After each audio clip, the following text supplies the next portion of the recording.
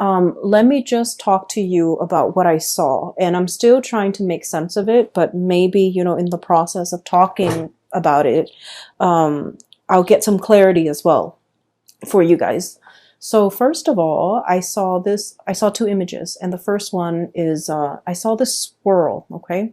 So he's found like two chestnuts or two acorns on the ground. He has something on the ground and he picks it up and he has two and he's holding it in his little front paws, and he climbs up a tree, and he has a tree that he always goes to put away his stash, and he looks around to make sure that no one sees him, and then he burrows himself into this little hole in the tree, and then he puts away his stash, and then he kind of like pokes his head out, looks around to make sure no one sees what he's doing.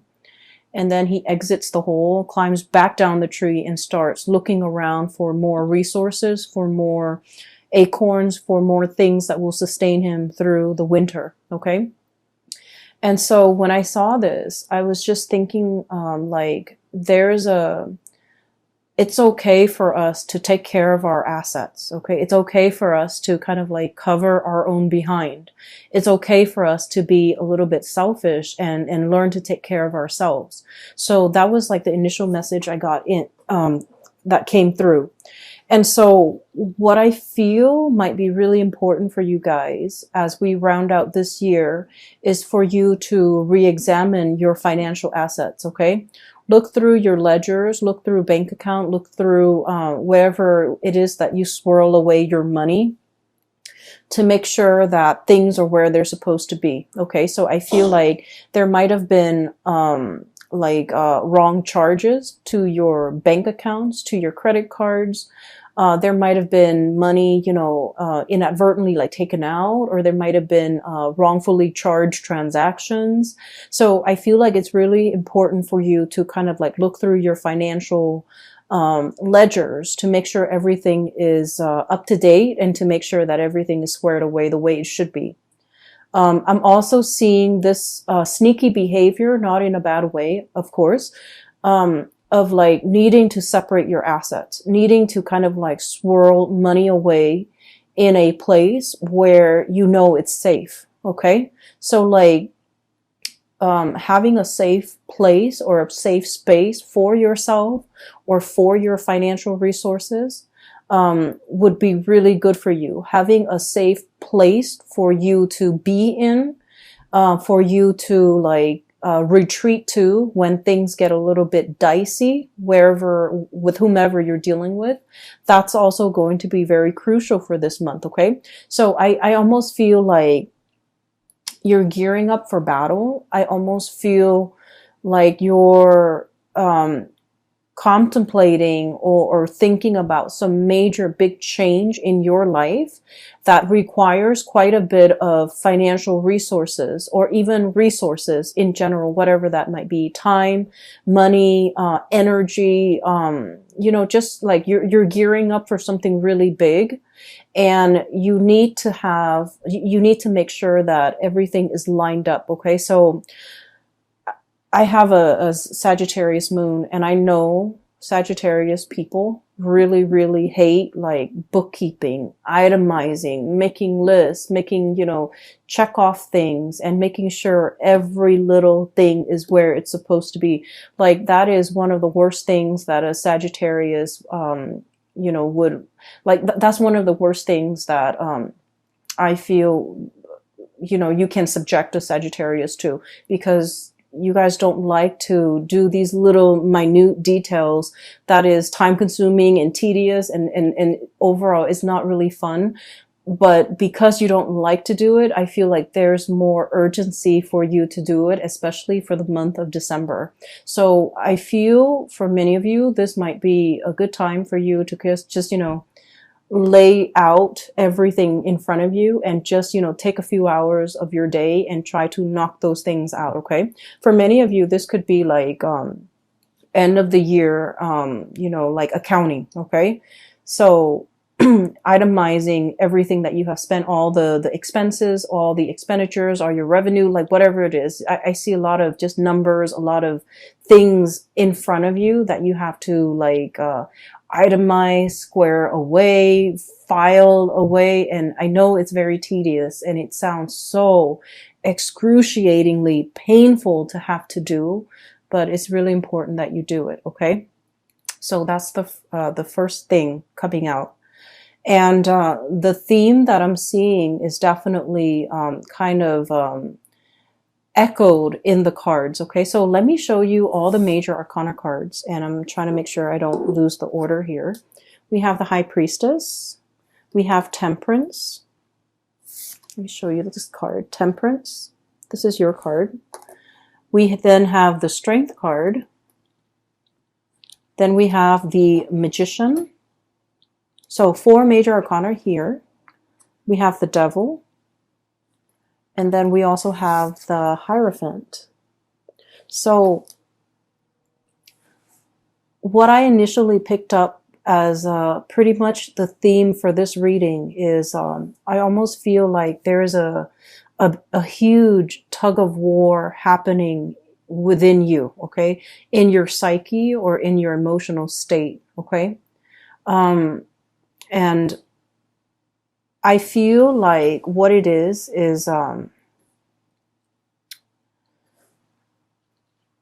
you know, there's overall what I'm seeing as a sense of like restraint, and then wanting to the opposite of that. So there, on the one hand, there's this duality about, you know, having a lot of self-control, having a lot of control in general, having a lot of restraint, doing things the proper way, itemizing everything and making sure that, you know, everything is like calibrated, carefully planned out, carefully thought about. Okay. And then the other side of you just wants to like dash in, you know, get your hands dirty and then ask questions later.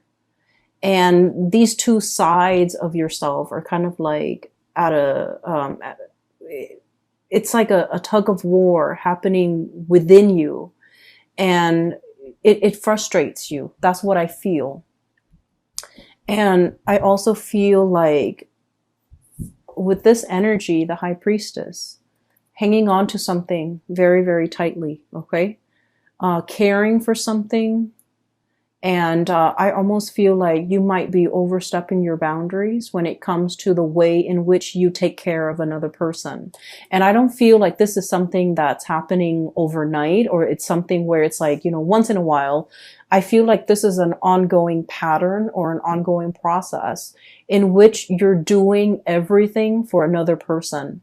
For some of you, it could be a child. You're not allowing that child to be, you know, self-sufficient. For others of you, it's like, you know, taking on the role of the maternal, the parental figure, so that you're doing something completely for another person, and then they come to rely on you, and then they don't know how to be self-sufficient. Okay? This is like holding on, wanting to control a situation very, very much, like so tightly that it stifles the growth of that entity, that person, that child, that plant, that house pet, that baby, whatever it is. It's stifling the potential and the growth potential of that entity. So I feel like this is an ongoing process, because I feel like it has dragged on for many, many years. And so once we become aware of it, as you guys might have been aware of it, it's really hard to loosen the reins, right? It's really hard to kind of like be so emotionally wrapped up and invested in something. And now all of a sudden you're forced to kind of like, you know, back off pretty much. And now you're racked with anxiety, because you're just like, well, if I backed off, you know, it's going to fall apart. It's so delicate and it's so fragile. What's going to happen to it? And I feel like it's not really in your control. It's not really your place to exert that much control and influence over that entity. So I do feel here the universe is pretty much telling you to loosen the reins, okay? Loosening the reins doesn't mean that we're no longer in the driver's seat, we're no longer in control. It just basically means that we're practicing kind of like loving detachment, and we're allowing that entity enough space and enough distance to grow. And we're allowing ourselves to, trust that we have done a good job, so that when we loosen the reins and back off and step aside and watch it from the sidelines, that it's still going to be able to function and perform the way that we expect it to. Okay. So I feel for many of you, this is a very maternal, paternal type of an energy where you might be, for example, your kids might be going off to college and you're just like, oh, you're racked with anxiety and you're not really sure how they're going to be able to take care of themselves because you've taken care of everything for them. And then for others, this is like you started a project, a really, really big project. It's like your love child, and you're launching it and you're just racked with anxiety, not really knowing how it's going to take off. And then for others, this is like a relationship partner that you might have to detach yourself from. Okay. I feel really funny saying this to especially in a Sagittarius reading, because you guys are very live and let live. You're not clingy. You're not, you don't tend to overstep emotional boundaries in this way. But I feel like for whatever reason, you're emotionally very invested in this entity. And so you want it to do well, and you see it as an extension of you as well. And there, regardless of whoever or in whatever capacity you're dealing with this entity, I just feel like there's also like a sense of paternal, maternal pride associated with it, which might not be completely healthy if it's like a relationship partner, right? But I also feel like, I also feel as if you understand yourself that is not healthy, that you kind of need to, this is like, I almost feel this element of control. Okay. The bird is like holding the reins, controlling this wild beast. It seems to me like there's an element of control. There's an element of like, something that's very mechanical, something that's like automation, something that's just like going with the flow. Not having to think, somebody who is well taken care of, that they never have to think about what they need to do to take care of themselves. And when we put another person in this type of a situation, we take away their free will and their human agency and their ability to act and think for themselves and their ability to grow as a person. So I do feel like this energy might not be completely healthy. So if you're aware of this, it is time for you to really, really loosen the reins a lot more, so that, this situation can start to, I guess, thrive and flourish on its own. Okay. Next to that, I have here the devil. And this is like, the way I look at this card is it's something that's very debilitating. Okay. It could be physically, mentally, health-wise, but this woman, she's got a blindfold on. So I feel like it's like a situation where we're in denial of something. Okay. We're in denial of for some of you, dwindling resources. Okay. And, of course, not all of you are going to be in this situation, but I do feel like we can no longer be in denial. We need to, take out the spreadsheet, go through all of our bank ledgers, and try to figure out, how much financial resources we have at our disposal, how much we can afford to spend, how many more years we need to work before we can completely retire and be comfortable financially. We need to see, if we're planning to sell a house, for example, we need to look at the market price and do some preliminary research to see how much the house is worth. So I feel like there's a lot of financial planning here that you haven't been too savvy about, that you need to, work at. And I do feel like it's better for you to be ahead of this energy and to know how much assets you have and to know your financial standing and your financial situation.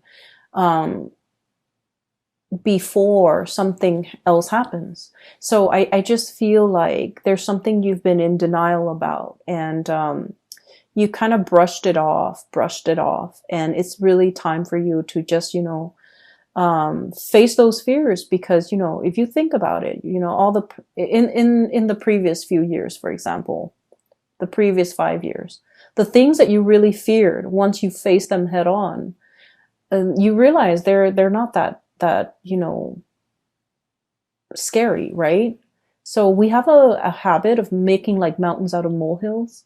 And so when we don't like to do something, in our heads, those annoyances or those things that we don't want to do, they get bigger and bigger. And I feel like if you just sit down and tackle it head on, it's not going to be that bad. So I would urge you to not procrastinate on this, and just, take off those blindfolds and really look at, really get the proper information to know exactly what you're dealing with. Okay. So that's the really important message, because, it's all concentrated in this area where the 5 major arcana cards are located. So I do feel it's time for you to kind of like have mastery over this situation. Okay. Get out from behind the steering wheel and just, look at the situation and examine it and have control over it. So the magician energy it's a really strong energy. It basically indicates manifesting, being able to turn a situation and manipulate a situation in your favor. So I do feel like things are not what they seem, and they're not that scary. So it's really important for you to, own up to your sense of power and take control of this situation. Okay. So those are like all the disparate messages that I was picking up from that first image. Okay. The other thing that I do feel as well is if you're dealing with another person and you're financially, linked up with them. Okay. The devil energy and the 8 of Pentacles really indicates, a situation that you've really worked hard at. And I do see a little bit here about, the environment, other people, circumstances, life choices, events, culture, religion, even, that's pigeonholing you into doing something, right? And I feel like, you were expected to do something, and you stuck it out because that was what was expected of you. And I feel almost like whatever that was really expected of you, you never questioned it. You never questioned, is this the right path for me? Is this my destiny? Is this something that I really, really want? Is this, you just took it at face value that that was the best optimal outcome, or that was what was expected of you. You never questioned it. And coming into this month, I do see a lot of self-awareness, a lot of realization, a lot of this energy here with the High Priestess. It's like really knowing ourselves, knowing deep down in our hearts of hearts, in the recesses of our minds and our hearts and our soul, what is good for us, what really inspires us, what really excites us, what we really want as an individual. Once we peel away all those layers of, societal expectations, family expectations, doing what is required or expected of us because that was what we did, because we were, it was imposed upon us. So I do feel here, you're casting away those chains, okay? Literally just like breaking free. And I feel starting over. And I feel as well figuring out, like very carefully measuring and trying to figure out, if this didn't work for me, if I've worked really diligently, for the past 8 years at it, and it wasn't right for me, what else is there? Like, what's the alternative? What's the outcome? And I would urge you, don't sway too far on the opposite ends of the spectrum. Okay. So for example, you might have been that, really, really diligent student, going through med school, law school, or doing something, like working on your master's degree or a PhD, and then you're just like, I'm burnt out. I'm having doubts whether or not this is the right career path. And then, the opposite end of the spectrum is just like dropping school altogether, withdrawing from all of your classes and taking a sabbatical and just, traveling for 3 years. I would say the answer that you're looking for is somewhere in between, and you don't have to take such drastic changes, okay? A lot of the times when we feel like we've been shackled or stuck in a situation for so long, once we have our sense of freedom back, we feel like we want to, go wild. But I do sense in this situation